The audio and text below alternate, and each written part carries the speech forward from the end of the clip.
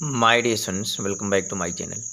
आज आपको इस वीडियो में हम पढ़ाएंगे इंग्लिश ग्रामर ट्रांसलेशन के बारे में, जिसमें हम बताएंगे यूज ऑफ यूज्ड टू, यानी यूज्ड टू का यूज कहाँ किया जाता है।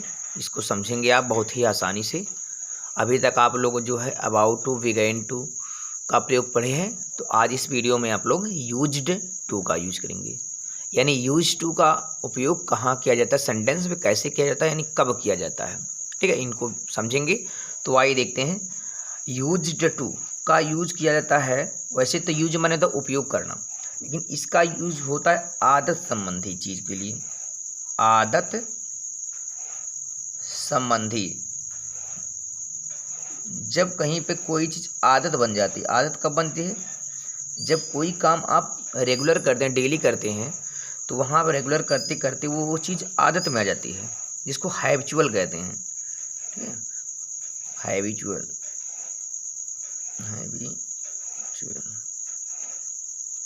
तो आदत संबंधी हो जाता है। तो आदत संबंधी चीज़ों को दर्शाने के लिए हम यूज टू करेंगे।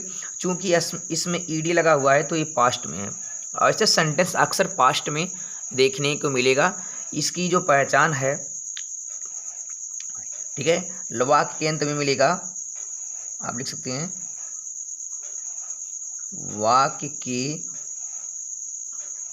अंत में किया करता था,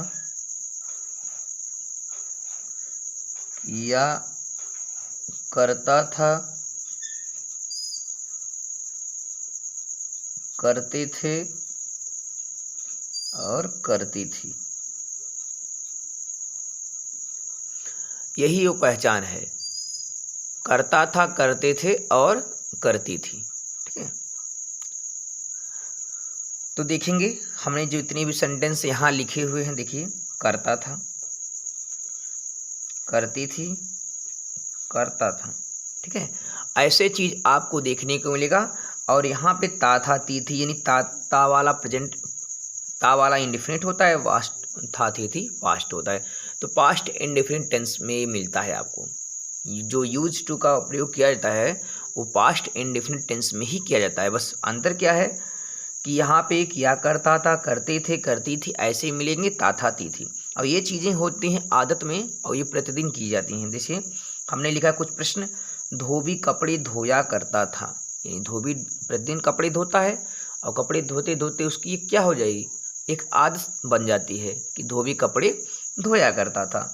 नानी जी कहानियाँ सुनाया करती थी, तो कहानी का सुनाते सुनाते एक आदत बन जाती है, वहाँ पे आदत संबंधी। तो नानी जी कहानियाँ सुनाया करती थी।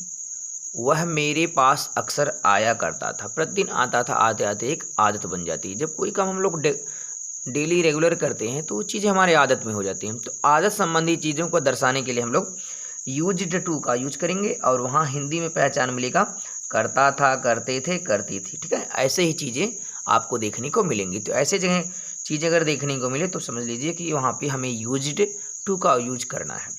तो आइए स्ट्रक्चर देखें। यह भी पास्ट इंडेफिनिट टेंस का ही एक है, ता था, ती थी है।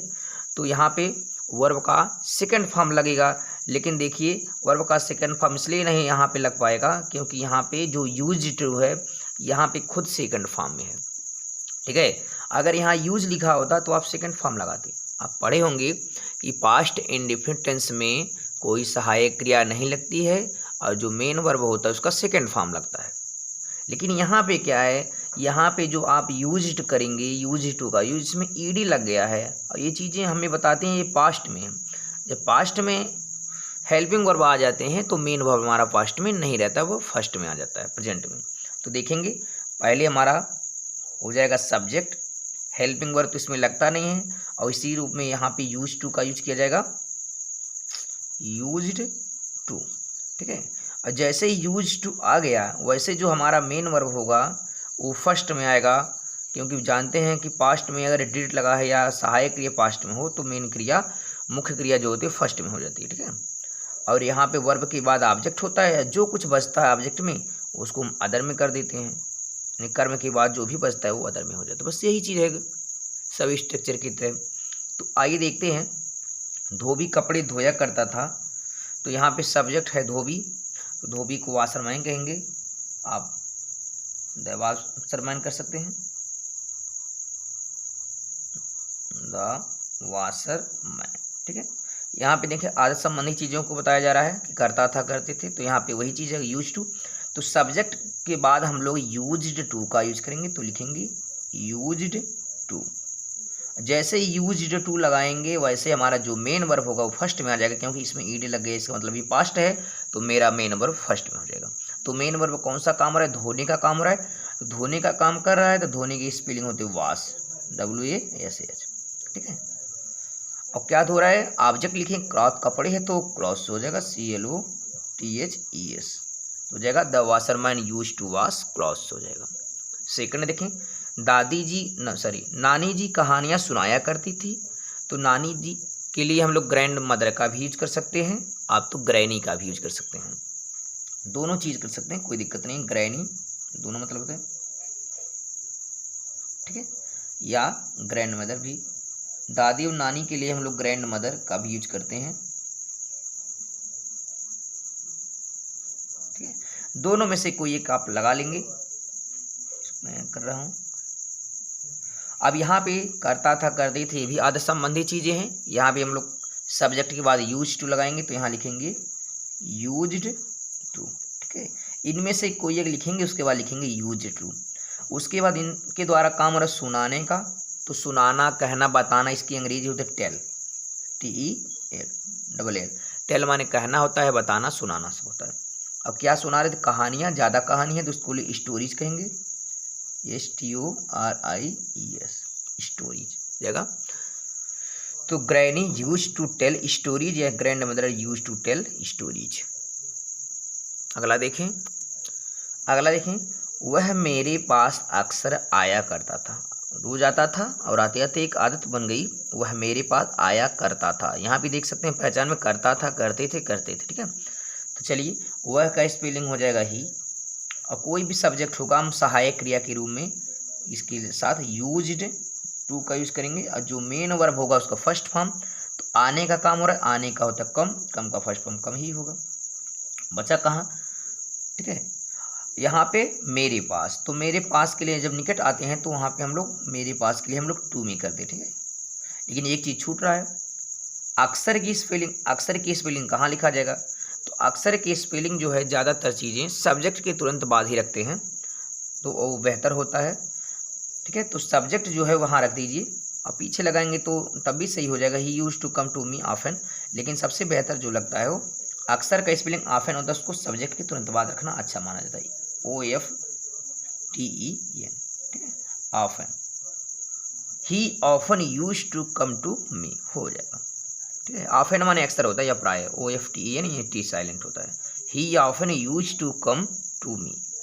ठीक है, बहुत छोटा सा, देखने में बड़ा है सेंटेंस, लेकिन आंसर आपके छोटे मिलेंगे।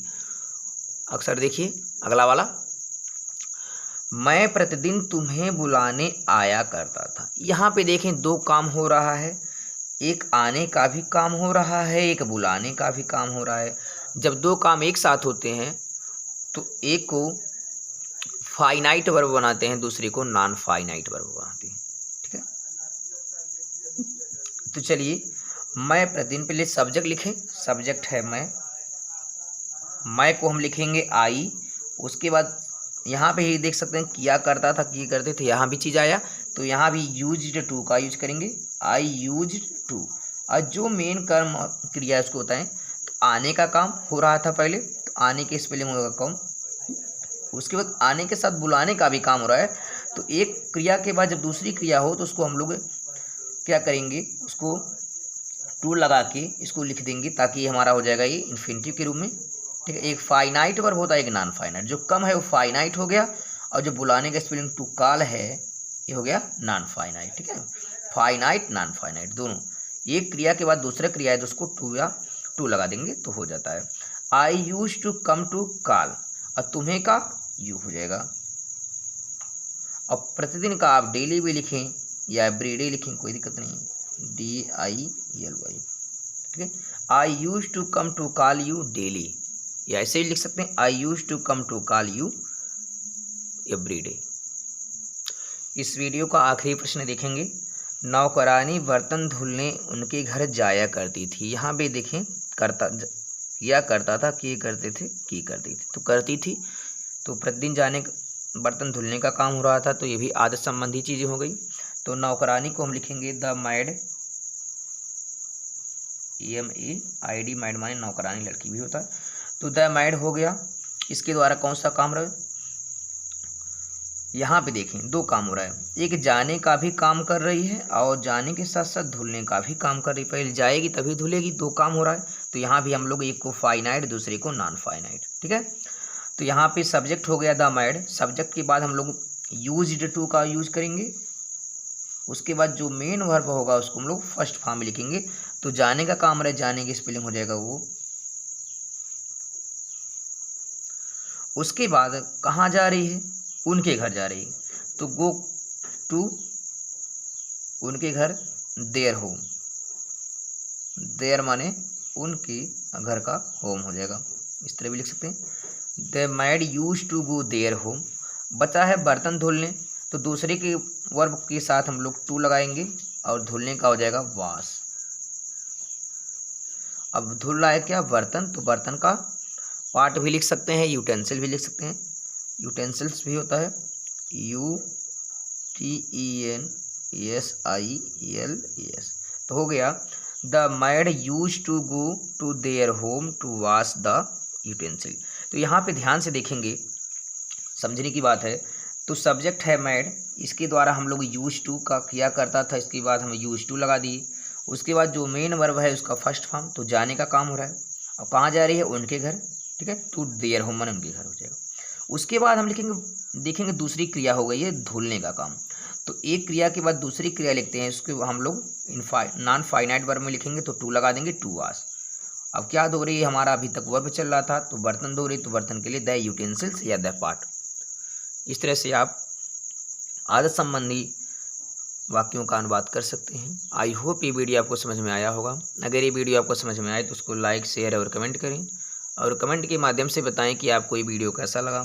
इसी तरह के लेटेस्ट वीडियो पाने के लिए चैनल को सब्सक्राइब कर दें, बेल आइकन्स को भी प्रेस कर दें, ताकि आने वाली हर वीडियो की नोटिफिकेशन आपको समय से मिलती रहे। तब तक के लिए take care, thank you, good bye.